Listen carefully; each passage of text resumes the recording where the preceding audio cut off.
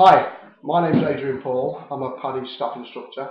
I just want to tell you a little bit about an SR1 that I purchased last year. SR1 Regulator. This is the second one I've had, and I'll tell you the reason why shortly. I purchased this for several reasons. One, because of its looks. It's a decent looking regulator. It's not heavy or cumbersome when held in the mouth. Very, very nice breathe. And also in the dive magazines it was given a rating of 10 out of 10. So I thought, all in all, this should make a good buy. However, my first regulator, my first SR1, I had a problem with. Luckily enough, it happened on the surface, in that the second stage starts jumping about like a pneumatic drill. I sent it back to CNC via my dive centre.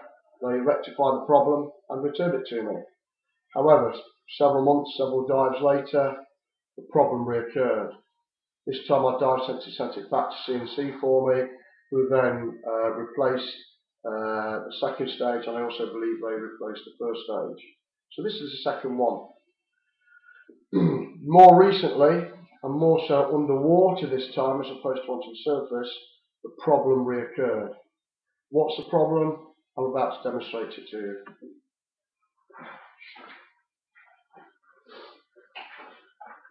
I have standard here, 12 litre cylinder. I'm going to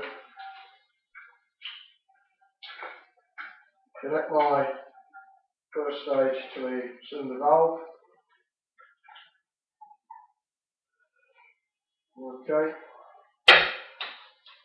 I have my instrument console here.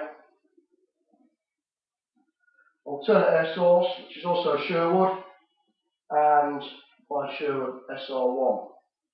Just slowly crank open the cylinder, charge all the lines. Then I'm going to open the cylinder fully. The cylinder valve is now fully open. It's reading 130 bar. Okay, it did have 140 bar in it, but because of retakes, we've got a lost 10 bar. Anyway, so we've got 130 bar in the cylinder. When I purge the primary SR1, you'll see what happens.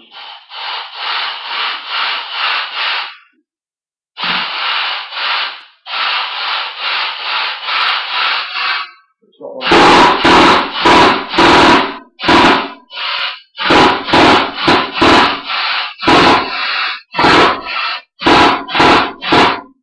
as you can see, it's making a pneumatic drill sound. It's actually wanting to jump out of my hand. As it did recently underwater, it jumped out of my mouth. And the sudden air coming out of the regulator, initially when it went off, did quickly fill my lungs. But luckily enough, the thing jumped out of my mouth. My dive master was there with his alternate air source, so everything, thankfully, was okay. You just turn the cylinder off.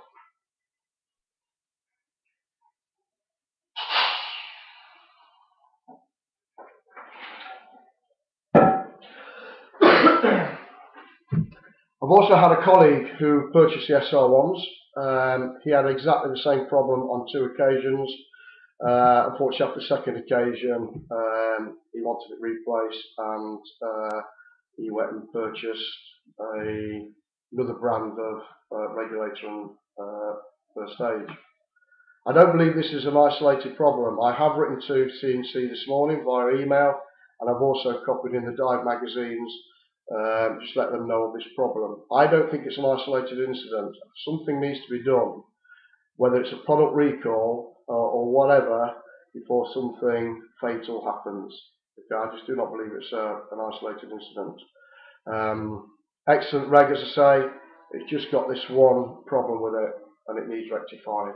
If you're thinking about buying an SR1, or you have bought an SR1 and you've had this problem, please let me know. That'd be great. Or better still, let CNC know if you've not already spoken to them. Okay, thanks a lot. Safe diving. Okay, and plan the dive. Bye bye.